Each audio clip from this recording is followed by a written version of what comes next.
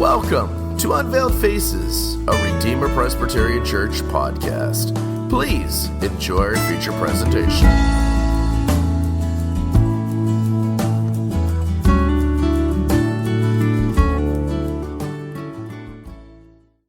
I'd like to begin with a quick overview of the difference between case laws and apodictic law. Knowing the difference between case law and apodictic law helps us form an understanding and a context, a framework by which we could understand and apply God's law in a more faithful way. Apodictic laws are commandments that express universal edicts. They are broad and general in their scope because they're foundational expressions of God's law. The verbs in apodictic law are typically in the imperative mood, and the pronouns are usually in the second person. So a typical apodictic law will take the form of you shall or you shall not do such and such. Each of the 10 commandments is an apodictic law. Each one is a broad and universal edict from God. You shall have no other gods before me. You shall not make a carved image. You shall not take the name of the Lord your God in vain. Remember the Sabbath to keep it holy. You say, well, where's the second person pronoun in there? It's inherent in the verb. In Hebrew, the verb itself is in second person. The implication is you shall remember the Sabbath day to keep it holy. Honor your father and your mother. You shall not murder. You shall not commit adultery. And then this brings us right up to our sermon text, which is the 8th commandment, which is an apodictic law. Notice the broad and general scope of the commandment. You shall not steal. Because apodictic laws are broad and general, they rarely define the details for how that law should be applied to different circumstances and different situations. For example, our sermon text doesn't tell us anything about how this law should be enforced when it's violated. What's the penalty for stealing? Is stealing a capital crime? Should convicted thieves be put to death? Or is there a different penalty? Should the thieves have their hands cut off? Should they be put in prison? Should they pay a financial penalty? And if so, how much should they pay, and who should the payment go to? These are the type of details case laws provide. Case laws are the application of apodictic law to specific circumstances. Or we might say case laws are the application of apodictic laws to specific cases. It's important that we understand, therefore, that case laws are not new laws. Rather, they're the application of apodictic law. It's just a reiteration of the apodictic law, which means case laws are God's direction on how to apply apodictic law to specific circumstances. Case laws, therefore, are typically take the form of if this, then that, or when this happens, then that should happen. The verbs in case law are often in the declarative mood, and the pronouns are often in the third person. Let me show you what I mean. We've already acknowledged that our sermon text in Exodus, from Exodus 20, verse 15, is an apodictic law. It's a universal prohibition. You shall not steal. Now, 2 chapters later, in Exodus 22, God gives some case laws that describe how to apply this 8th commandment. Exodus 22 verse 1 reads, if a man steals an ox or a sheep and slaughters it or sells it, he shall restore 5 oxen for an ox and 4 sheep for a sheep. All right, this case law tells us how to apply the 8th commandment to situations where a man steals an animal and then slaughters it or sells it. In other words, it tells us what to do when a man gets caught stealing an animal but no longer has the animal in his possession. A few verses later, we read a similar law, only in this case, the thief still has the animal in his possession. Look at verse 4. If the theft is certainly found alive in his hand, whether it's an ox or a donkey or sheep, he shall restore double. So between these two case laws, we learn at least 5 things about how to apply the 8th commandment to situations where property is stolen. First, we learn that God sanctions and upholds the ownership of private property, and he requires us to respect and preserve the property that other people have acquired. Second, we learn that the person who steals the private property of another person is required to make restitution. He's required to make restitution. The penalty for thievery is not imprisonment, it's not cutting off the thief's hand, it's not putting the thief to death, it's restitution. Third, we learned that the restitution needs to be paid to the victim of the theft. It's not paid to the civil government. It's not put in a community fund. It's not given to the person who lands on free parking. It's paid to the victim, to the person who suffered the loss because of the theft. Fourth, we learn that the amount of restitution is calculated according to a consideration of the loss suffered by the victim. For example, the case law in Exodus 22:4 tells us that if the thief still has a stolen animal in his possession, then he needs to make double restitution to the victim. In other words, the thief needs to enrich the victim by the same amount that he tried to deprive the victim. That's the penalty. And so the thief, if the thief stole an animal that's worth $1,000, not only does he need to give that animal back to its rightful owner, but he also needs to give that rightful owner another $1,000. Double restitution is the baseline penalty for property theft throughout the Word of God. It's the default. There are exceptions, as we've already seen, but double restitution is the baseline default penalty for property theft throughout the Word of God. And we see this in just a few verses later in Exodus 22, verse 7. If a man delivers to his neighbor money or articles to keep, and it is stolen out of the man's house, if the thief is found, he shall pay double. But double restitution is only the penalty if the thief is able to return the property that was stolen.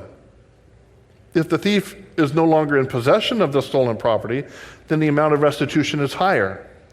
In Exodus 22, verse 1, we see that the restitution is either 4 times the value of the animal or 5 times the value of the animal, depending on whether it was a sheep or an ox. And why is the restitution so much higher if the thief no longer has possession of the animal? And why is there a different multiplier between a sheep and an ox? Well, because God's penal sanctions are righteous and just. God doesn't just calculate the market value of the stolen animal. He also considers the victim's loss of production incurred by the theft.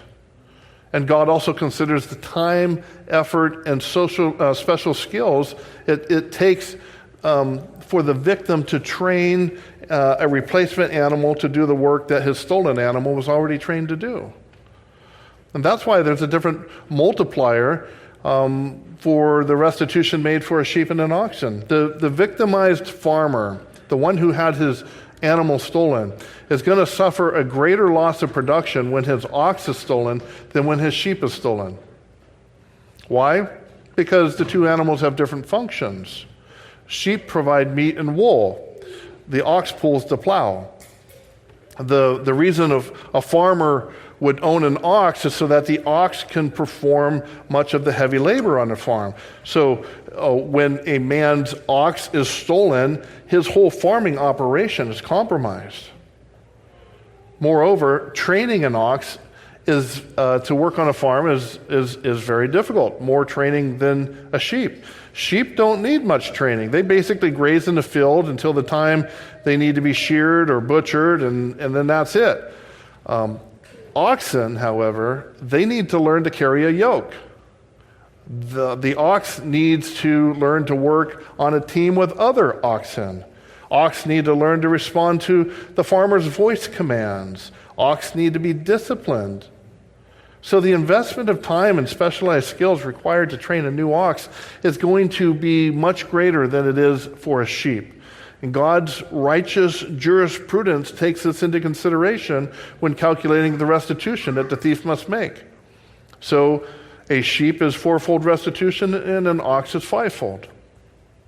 And this brings us to the fifth thing that we learn from these case laws, which is God's system of justice is not excessively punitive.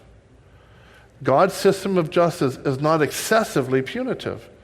The thief is always held responsible for the impact of his crime, but the penalty is never more severe than what justice demands. In other words, the penalty fits the crime. It's not too light, and it's not too severe. Contrast this with other forms of jurisprudence, with man's forms of jurisprudence. Look at countries like Pakistan, or Somalia, or Nigeria, or Morocco, or any other Islamic country, and you'll see that their penal system is based upon the Quran. Do you know what the Quran says to do to thieves? It says, and I quote, "As to the thief, male or female, cut off his or her hands, a punishment by way of example from Allah for their crime, and Allah is exalted in power." Right. This is what the Eighth Amendment to the Bill of Rights calls cruel and unusual punishment. Not that the Eighth Amendment is what defines righteous jurisprudence for us, but rather the Eighth Amendment is a candid recognition that human authorities are capable of inflicting cruel and unusual punishment upon criminals. And what I just read from the Quran is an example of how fallen man has sinful tendencies towards cruelty and towards excessively harsh and abusive punishment. But that's not just. That's not righteous. You don't amputate a person's hand because he stole a candy bar. Nor do you cut off the foot of a slave because he tried to run away. God requires punishment to fit the crime, and so his penal sanctions always achieve the right balance. They're not too lenient, they're not too harsh, they're always right, and they're always just. And this is not to say that God never enforces severe penalties, such as a death penalty, because we know he does. But the penalty always matches the severity of the crime. The only form of theft that God says to punish with death is man theft, or what we call kidnapping and human trafficking. But property theft is always penalized by requiring the thief to make restitution. The American jurisprudence system is one of the best man-made law codes in operation today, but it's certainly not perfect. There's a lot of room for improvement. This is noticeably true in the way we deal with theft, which is germane to our sermon text. We should apply the principles of the case laws in Exodus 22 to our modern penal code. If a thief steals a car, he should make restitution for the theft. How much restitution? Well, that depends. If the car is still in his possession and it's in the same condition as when he stole it, then he needs to make twofold restitution. He needs, he needs to return the car in its same condition to the rightful owner, and then he needs to give the owner an additional sum of money which is equal to the value of the car. So if the car was worth $30,000, he returns the car and he gives the owner another $30,000. But if the thief sold the car, or crashed the car, or dismantled the car, then the thief needs to make fourfold or fivefold restitution. In this case, we apply the principle of the sheep and the ox. If the stolen vehicle was a work truck, outfitted with special gear and ladder racks and toolboxes, then we treat it as if it were the theft of an ox. The victim will suffer. The victim will have suffered a loss of income when his work truck was stolen, and so he needs to be compensated for that. And it's going to take him some time to and effort and, of course, money to outfit the new truck the way that the stolen truck was outfitted. And so the thief will need to make fivefold restitution for having stolen a work truck. But if the stolen vehicle was the typical family car used only for going to the grocery store and bringing the kids to the soccer game, then that's going to be easier to replace. In that case, we'll treat it like the theft of a sheep. The thief will make fourfold restitution based upon the value of the car. When it comes to dealing with property theft, one of the glaring discrepancies between God's law and the law of our land is that we don't require restitution. A man steals a car, dismantles it in a chop shop, gets caught, and what happens to him? Well, he goes to prison, presumably. He serves time, and when he gets out, we're told that he paid his debt to society. What is that? What does it even mean to say that a criminal has paid his debt to society? How did he incur a debt to society? You might argue, well, it was the criminal processing system, the court system. He owes because of the way that his crime had to be adjudicated. Well, there is that, but that's secondary to the real issue. He did not incur a debt to society. His debt is to the person he stole the car from. That's who his debt is to. And how does spending a couple years in prison pay anything to society or the victim of the theft? The truth is that his incarceration is a burden to society. Society is now forced to house the criminal, feed the criminal, clothe the criminal, provide medical care for the criminal. That's not paying a debt to society. That's racking up a debt to society. Meanwhile, the victim of the theft is without a car, or his company is without a work truck. And the only way he's going to get a car or work truck is if he forks out the money to purchase a new one.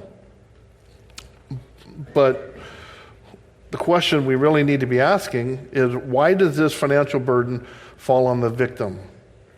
Why should this financial burden fall on the victim? Why doesn't the thief bear that burden? Wouldn't that be a more just way of dealing with it? Somebody will say, well, that's what insurance is for. And the insurance company should replace the vehicle. That's not a just resolution to the situation either. That's the situation we have because of the problem we created by not following God's principles of law. Just pause to think about it for a second. Because our penal system does not require thieves to make restitution for thievery, millions and millions of people are put in a position where they need to risk experiencing a total loss of the vehicle by not having insurance, or they need to purchase an insurance policy that will cover the replacement of their vehicle should it get stolen. But this is not a just solution because it puts a burden on the victim.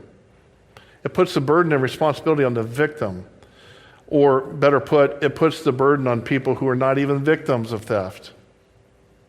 If you don't want to risk the total loss of your vehicle, then you need to proactively purchase an insurance policy before your car ever gets stolen. You can't come and do it afterwards. You got to be forward-thinking, proactive in purchasing a policy before your car gets stolen. And then you need to bear the financial burden of sustaining that policy year after year, hoping you'll never have to use it. How is that just? That's victimizing people who are not even victims of theft. Because insurance companies are for-profit businesses that make payouts to people who are victims of theft, they do that by collecting premiums from people who are not victims of theft. So the reality is that everybody who purchases an insurance policy is becoming a victim of theft, is paying for the restitution that was supposed to be made by the criminal. Think about that the next time you pay your car insurance premium. You're paying that premium because our penal system won't require the thief to make restitution. That's why you're making that payment. And consequently, the burden has shifted to you. You, along with millions of other policyholders, are paying the restitution that the thief is supposed to pay. If our nation had a penal system that adopted and enforced the principles of restitution spelled out in Exodus 22, then we would have a more just way of dealing with theft. Does this highlight for you the deficiencies of man's laws? And does it show you the wisdom and righteousness of God's laws? Now, you might be wondering, how's the thief going to make restitution if he doesn't have the money to pay for it? Good question. If he owns assets like a house, or he has his own car, or a retirement account, then those assets need to be liquefied in order that he can make restitution for his crime. And if the thief doesn't have enough assets to cover the full restitution, or if he has zero assets and cannot make any payments for restitution, then God's law has a provision for this as well. In Exodus 22, verse 3, which is conveniently sandwiched between two of the case laws we've already looked at, God tells us, he, referring to the thief, he should make full restitution. If he has nothing, then he shall be sold for his theft. If he has nothing, then he shall be sold for his theft. So if the thief can't come up with the resources to make full restitution, then he gets sold as an indentured slave, and the money for his purchase goes to the victim. And even here, we see God's righteousness and mercy, even mercy upon the criminal. God gave laws requiring fair and humane treatment of indentured slaves so that they would be protected against abuse. Moreover, Exodus 21 verse 2 says that they're to be set free after 6 years of indentured service. So 6 years is as much as is the longest that they can possibly be held as a slave. Now, many Americans, if we were to propose this as an alternative to our current system, many Americans would revolt at the idea that a thief should be sold into slavery to satisfy the penalty for his crime. But let's think about this for a second. How is 6 years of indentured servitude any worse than being sent to prison for 6 years?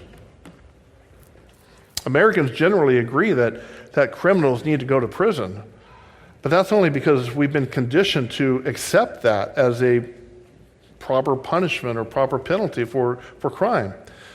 If you contrast the American prison system with God's system of indentured servitude, you'll see some very stark differences.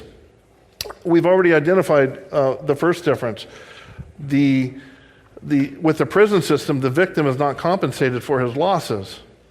With indentured servitude, restitution is made, so the victim receives compensation. And we've already explored even the second reason.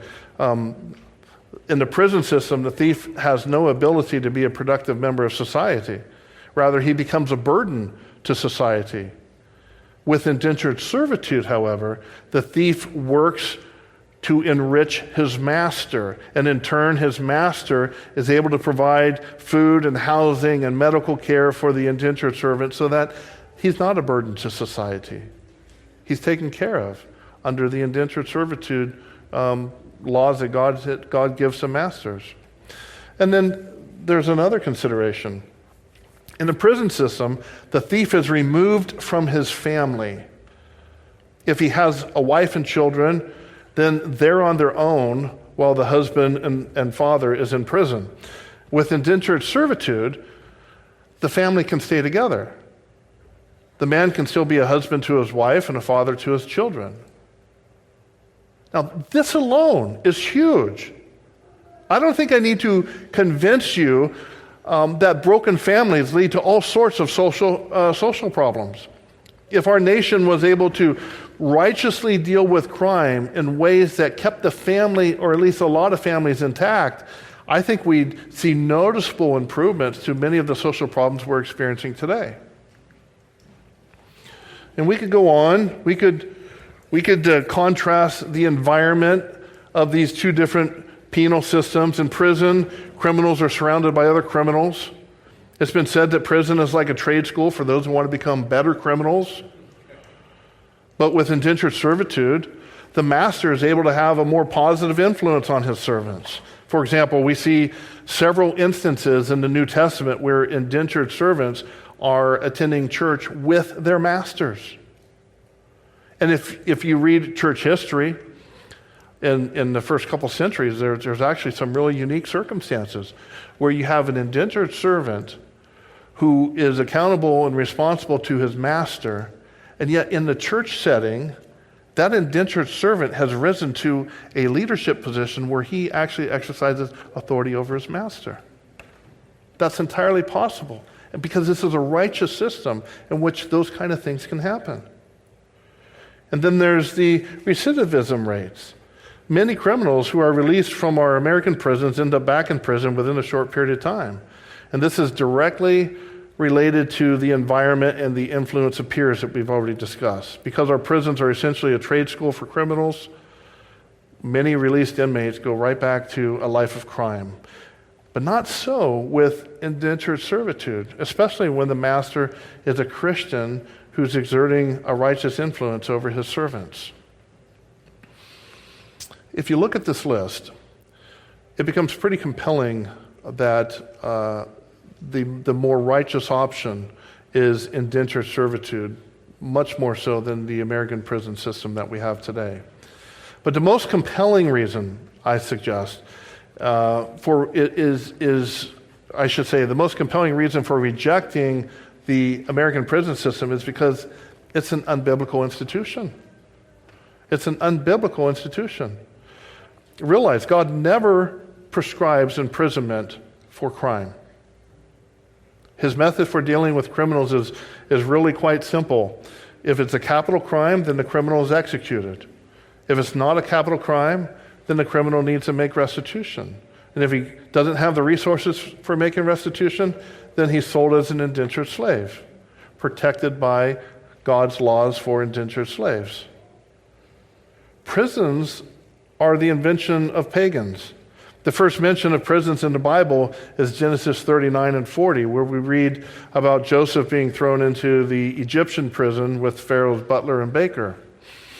And we also read of the prophet Jeremiah being put into a prison, and sometimes people might try to use this as justification for the Jews having a prison system, but that's not the case. If you read of that incident, that was a makeshift detention facility where the sinful and unbelieving Jews had converted the house of Jonathan, the scribe, into a place of where Jeremiah could be sequestered.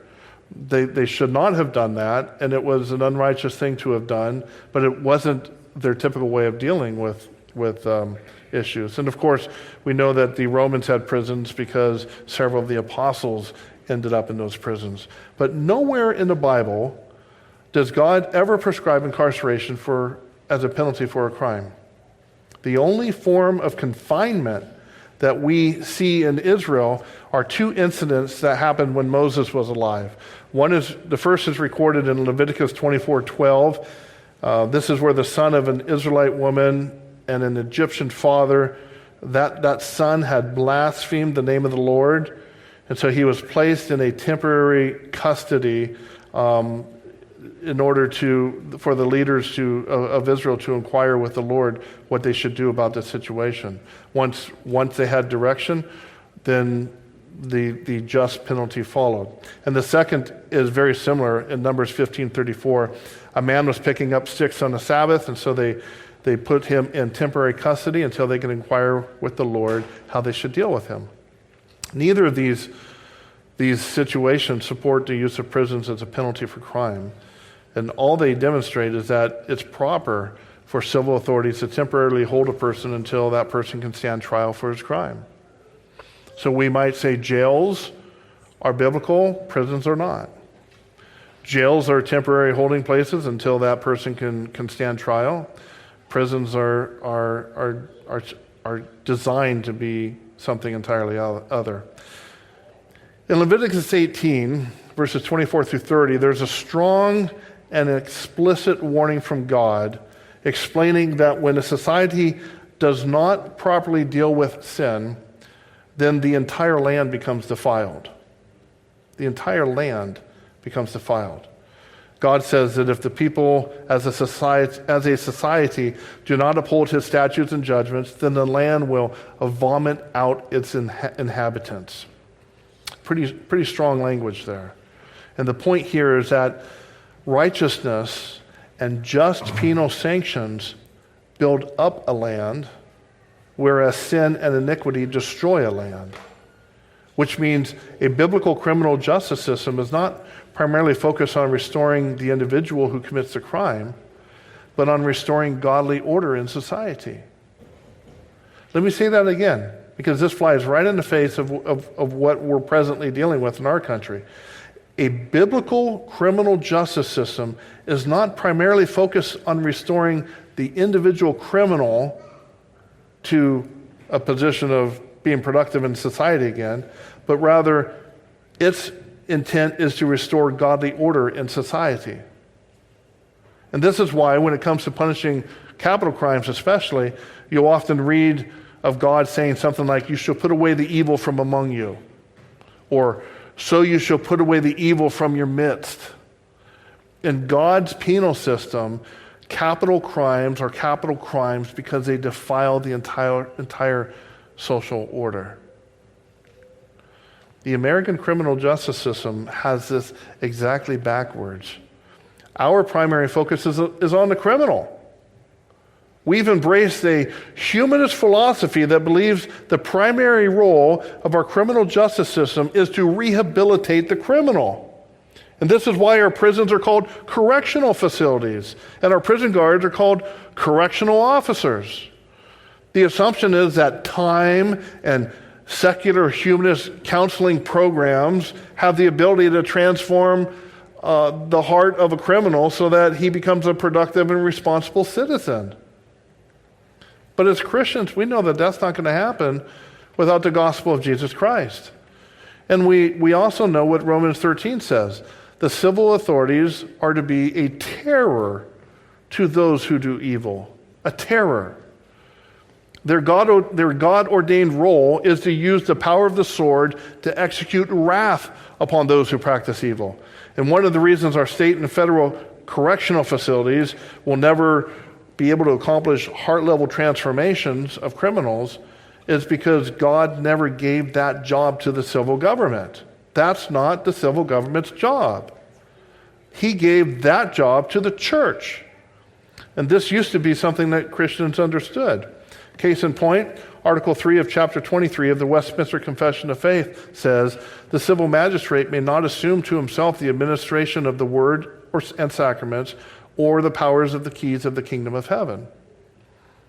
These are given to the church. The civil magistrate may not assume to himself the administration of the word and sacraments or the power of the keys of the kingdom of heaven. And the point the Westminster Confession is making here is the point God is making in Romans 13. Civil rulers are to punish evil for the purpose of preserving a godly society. Their job is to be faithful to God's instructions by executing capital offenders and enforcing laws of restitution. It's the church that's been given the administration of the word and sacraments. It's the church that's been given the power of the keys of the kingdom. It's the church that should be ministering to criminals. It's the church that should be going to where the criminals are and sharing the gospel of Jesus Christ with them. Because the gospel, and only the gospel, no secular humanist philosophy, is the power of God to salvation to everyone who believes. A humanist criminal justice system will never be able to transform a person's heart. It will always fail, no matter how much money we throw at it, no matter how many psychiatrists we put in the counseling programs. It will always fail. And this is a worldview issue, brothers and sisters. This is a worldview issue. And sadly, many Americans have a worldview that's based in man's wisdom rather than God's wisdom. Many Americans are committed to the philosophies and ideologies of logical positivism, modernism, postmodernism, objectivism, pragmatism, rationalism, utilitarianism, and the list goes on and on. And yet these are the philosophies and ideologies that God says are vomited out of the land. He vomits these things out of the land. And the words of Moses that he spoke to the Israelites 3,500 years ago are just as applicable to us today as they were to Israel back then.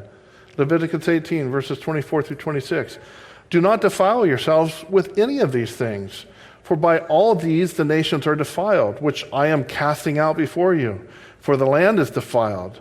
Therefore, I visit the punishment of its iniquity upon it, and the land vomits out its inhabitants.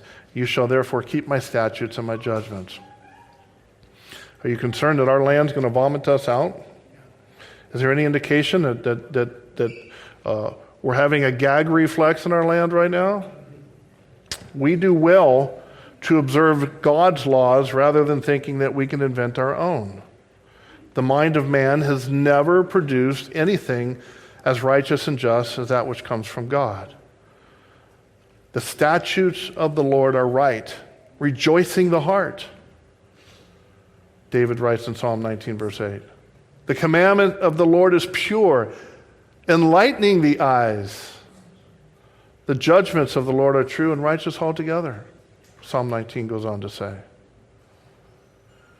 Now, as we continue reading through Exodus 22, we read more case laws applying to the eighth commandment. In verse 5, we read, if a man causes a field or a vineyard to be grazed over, or lets his beast loose and it feeds on another man's field, he shall make restitution from the best of his own field or his own vineyard. And we learn from this case law that when one person suffers loss of property because of another person's negligence, then that's treated as theft. Negligence is treated as theft, only not as severely. The man who lets his animal out didn't intend for the animal to graze on the other man's property, but it did. And so he has to make restitution from the best portions of his own field. And there's a similar case law in 22:6.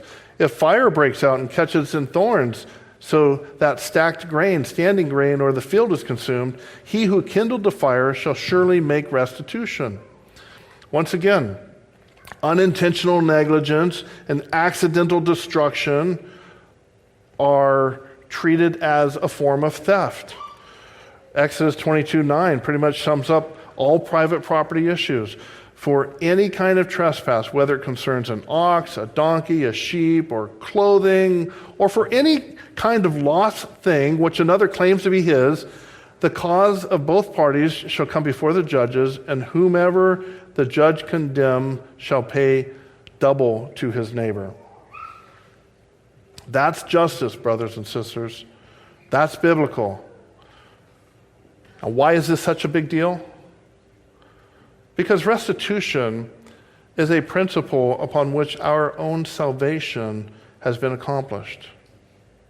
It's the whole concept behind redemption, the kinsman redeemer, that Christ, the role that Christ played. But we find this even in an unusual spot, a passage of Scripture we wouldn't normally connect with making restitution and necessarily with the work of Christ. Listen to the words God tells Isaiah to speak to the children of Israel in Isaiah 40, verses 1 and 2. Comfort, yes, comfort my people, says your God. Speak comfort to Jerusalem and cry out to her that her warfare is ended, that her iniquity is pardoned, for she has received from the Lord's hand double for all her sins. She has received from the Lord's hand double for all her sins. And that's not talking about punishment, that's talking about blessing. This is speaking about the atonement made by Jesus Christ. Sinners rightfully deserve to be sold into bondage until we pay the very last penny of restitution that we owe.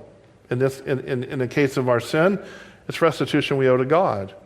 But Jesus, being infinite in his love, took our debt upon himself, and he became our kinsman and redeemer so that he can do for us what we could never do for ourselves.